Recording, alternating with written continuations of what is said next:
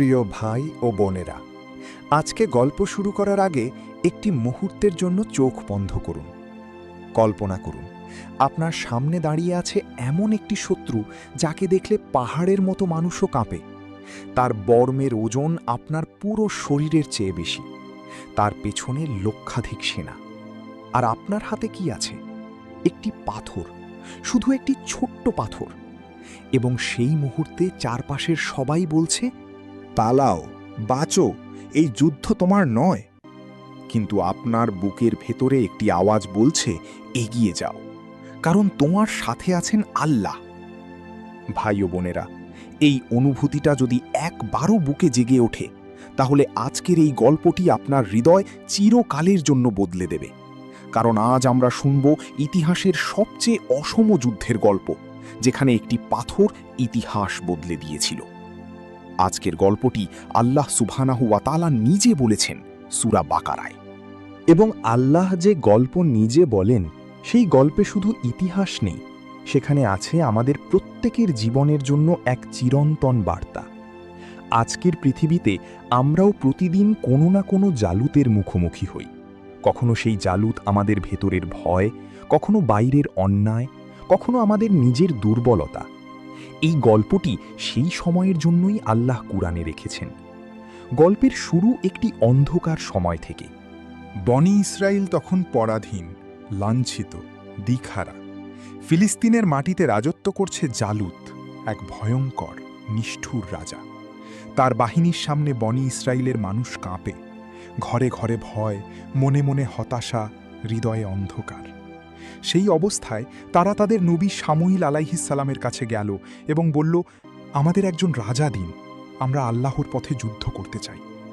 নবী বললেন, যদি যুদ্ধের আদেশ হয়, তোমরা কি সত্যিই লড়বে? তারা বলল, কেন লড়ব না?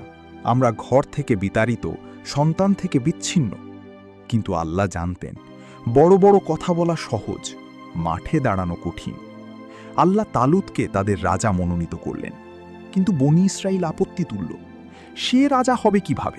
সে তো ধনী নয়, সম্ভ্রান্ত নয়। লক্ষ্য করুন ভাই ও বোনেরা, আল্লাহ মানুষ বেছে দিচ্ছেন, আর তারা বংশ ও সম্পদ দেখছে। এই মানসিকতা তখনও ছিল, আজকেও আছে। আমরাও অনেক সময় আল্লাহর পরিকল্পনাকে নিজের মাপকাঠি দিয়ে বিচার করি। নবী বললেন, আল্লাহ তাকে জ্ঞান ও শারীরিক শক্তি দিয়েছেন। আল্লাহ যাকে চান রাজত্ব দেন। তালুতের নেতৃত্বে সেনাবাহিনী প্রস্তুত হল। কিন্তু যাত্রার আগেই একটি পরীক্ষা। তালুত বললেন, আল্লাহ একটি নদী দিয়ে তোমাদের পরীক্ষা করবেন। যে সেই নদীর পানি পান করবে, সে আমার দলের নয়। কেবল যে পান করবে না, অথবা এক আঁজলা নেবে, সেই আমার সাথে। ভাই ও বোনেরা, এই পরীক্ষার গভীরতাটা বুঝুন। দীর্ঘ পথ হেঁটে, প্রচণ্ড তৃষ্ণায় সামনে নদী দেখে কে নিজেকে সংযত রাখতে পারে? এটাই আনুগত্যের আসল পরীক্ষা। এবং ফলাফল, বেশিরভাগ পানি পান করে ফেলল। যারা মুখে বড় বড় কথা বলেছিল, তারা একটি নদীর সামনেই হার মানল। মাত্র অল্প কিছু মানুষ নিজেদের সংযত রাখতে পারল। এই ছোট্ট দলটি নদী পার হয়ে যখন সামনে তাকালো, তখন দেখল জালুতের বিশাল বাহিনী, পাহাড়ের মতো সেনাদল, অস্ত্র, হাতি, ঘোড়া। সেই মুহূর্তে অনেকে বলল, আজকে আমাদের জালুতের সামনে কোনো শক্তি নেই। ভয় এসে গেল, হতাশা এসে গেল। কিন্তু যারা সত্যিকারের ঈমানদার ছিল, তারা বলল, কাম্মিন ফিয়াতিন কলিলাতিন গলাবাত ফিয়াতান কাফিরাতান বিইজনিল্লাহ। কত ছোট দল আল্লাহর অনুমতিতে বড় দলকে পরাজিত করেছে। আল্লাহ ধৈর্যশীলদের সাথে আছেন। একই মাঠে, একই শত্রু সামনে, একদল দেখছে জালুতের শক্তি, আরেক দল দেখছে আল্লাহর শক্তি। এটাই ঈমান ও সন্দেহের পার্থক্য। এটাই আজকের আমাদের জন্য সবচেয়ে বড় শিক্ষা। জীবনের কঠিন মুহূর্তে আমরা কোন দিকে তাকাই? শত্রুর শক্তির দিকে, নাকি আল্লাহর শক্তির দিকে? এবার এলো সেই মুহূর্ত, যার জন্য এই পুরো গল্পের অপেক্ষা। সেই ছোট্ট দলের মধ্যে ছিলেন একজন তরুণ। কোনো পরিচিত নাম নেই তখনও, কোনো খ্যাতি নেই, কোনো পদমর্যাদা নেই। তিনি ছিলেন একজন রাখাল, ভেড়া চড়াতেন। হাতে ছিল একটি গুলতি, এটাই তার একমাত্র অস্ত্র। কোনো বর্ম নেই, কোনো তলোয়ার নেই, কোনো প্রশিক্ষণ নেই। সেই তরুণের নাম দাউদ, হজরত দাউদ আলাইহিসসালাম। যুদ্ধ শুরু হলো। জালুত সামনে এগিয়ে এলো, বিশাল দেহী, ভয়ঙ্কর, যার গর্জনে মাটি কাঁপে, যার দিকে তাকালে বুক ঠান্ডা হয়ে যায়। সেই মুহূর্তে পুরো দলটি পিছিয়ে গেল। কিন্তু একজন এগিয়ে গেলেন, হজরত দাউদ আলাইহিসসালাম, একা, শুধু গুলতি হাতে।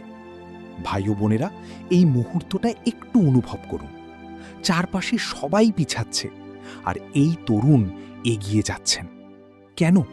কারণ তার চোখে জালুত ছিল না, তার চোখে ছিলেন আল্লাহ। তিনি জানতেন এই যুদ্ধে জয় পরাজয় নির্ধারণ করেন আল্লাহ, জালুতের শক্তি নয়। হজরত দাউদ আলাইহিসসালাম গুলতিতে পাথর রাখলেন, আল্লাহর নামে ছুঁড়ে দিলেন। এবং সেই একটি পাথর জালুতের কপালে লাগল। পৃথিবীর সেই সবচেয়ে ভয়ঙ্কর যোদ্ধা মাটিতে লুটিয়ে পড়ল, মৃত। সুবহানাল্লাহ! একটি পাথর, একটি গুলতি, একজন রাখাল এবং আল্লাহর ইচ্ছা, এই চারটি মিলে সেদিন পৃথিবীর ইতিহাস লেখা হয়েছিল। আল্লাহ কুরআনে বলছেন, ফাহাজামুহুম বিইজনিল্লাহ ওয়া কাতালা দাউদু জালুতা ওয়া আতাহুল্লাহুল মুলকা ওয়াল হিকমাতা। তারা আল্লাহর অনুমতিতে পরাজিত করল এবং দাউদ জালুতকে হত্যা করল। এবং আল্লাহ দাউদকে দিলেন রাজত্ব ও প্রজ্ঞা। একজন রাখাল থেকে একজন নবী রাজা, একটি গুলতি থেকে একটি সাম্রাজ্য। এটাই আল্লাহর পরিকল্পনা। যাকে তিনি উঁচুতে নিতে চান তাকে আগে ছোট অবস্থায় পরীক্ষা করেন। এই গল্প থেকে আজকে 3টি গভীর শিক্ষা নিই। প্রথম শিক্ষা, বড় বড় কথা নয়, ছোট পরীক্ষায় উত্তীর্ণ হওয়াই আসল প্রমাণ। বনি ইসরায়েল বলেছিল, আমরা যুদ্ধ করব, কিন্তু একটি নদীর সামনেই বেশিরভাগ হার মেনেছে। আমরাও অনেক সময় বলি, আমি আল্লাহর জন্য সব করতে পারব, কিন্তু 5 ওয়াক্ত নামাজে অলসতা আসে, রমজানে রোজা ভাঙার অজুহাত খুঁজি। ছোট ছোট পরীক্ষায় নিজেকে প্রমাণ করুন, তাহলে বড় পরীক্ষায় আল্লাহর সাহায্য আসবে। দ্বিতীয় শিক্ষা, যখন সবাই পিছিয়ে যায় তখন যে এগিয়ে যায় সেই ইতিহাস তৈরি করে। হজরত দাউদ আলাইহিসসালাম এগিয়ে গিয়েছিলেন যখন সবাই পিছাচ্ছিল। আজকে আপনার জীবনেও এমন মুহূর্ত আসবে, যখন সত্যের পক্ষে একা দাঁড়াতে হবে, সেই মুহূর্তে পিছিয়ে যাবেন না। কারণ আল্লাহর সাহায্য সংখ্যার ওপর নির্ভর করে না, নির্ভর করে সাহসের উপর। তৃতীয় এবং সবচেয়ে গভীর শিক্ষা, আপনার হাতে যা আছে তাই নিয়েই এগিয়ে যান। হজরত দাউদের হাতে ছিল শুধু একটি গুলতি, কিন্তু সেটাই যথেষ্ট ছিল, কারণ আল্লাহ সাথে ছিলেন। আজকে আপনি হয়তো ভাবছেন, আমার তো যোগ্যতা কম, সম্পদ কম, সুযোগ কম, কিন্তু আল্লাহর সাহায্য থাকলে অল্পই যথেষ্ট। আল্লাহর কাছে অস্ত্রের শক্তি নয়, নিয়তের শক্তি দেখা হয়। প্রিয় ভাই ও বোনেরা, আজকের পৃথিবীতে আমাদের জীবনেও জালুত আছে। কারো জালুত হলো দারিদ্র্য, কারো রোগ, কারো পরিবারের কষ্ট, কারো মনের ভেতরের অন্ধকার। সেই জালুতের সামনে পিছিয়ে যাবেন না, হজরত দাউদের মতো এগিয়ে যান, হাতে যা আছে তা নিয়েই। এবং মনে রাখবেন, আল্লাহ বলেছেন, ওয়ালাউলা দাফউল্লাহিন নাসা বাদাহুম বিবাদিন লাফাসাদাতিল আরদ। আল্লাহ যদি এক দল দিয়ে আরেক দলকে প্রতিহত না করতেন, পৃথিবী ফাসাদে ভরে যেত। প্রতিটি যুগে আল্লাহ একজন দাউদ তৈরি করেন জালুতের মোকাবেলায়। আপনিও সেই দাউদ হতে পারেন। শুধু প্রয়োজন ঈমান, সাহস এবং আল্লাহর উপর ভরসা। আল্লাহ সুবহানাহু ওয়া তাআলা আমাদের সবাইকে হজরত দাউদ আলাইহিস সালামের মতো সাহস ও ঈমান দান করুন। আমাদের জীবনের প্রতিটি জালুতের বিরুদ্ধে বিজয়ী করুন এবং দুনিয়া ও আখিরাতে আমাদের সফল করুন। আমিন ইয়া রাব্বাল আলামিন। জাযাকুমুল্লাহু খাইরান কাসীরা। ভিডিওটি ভালো লাগলে শেয়ার করুন, কারণ ভালো কথা ছড়িয়ে দেওয়াও একটি সাদকা। আল্লাহ হাফেজ।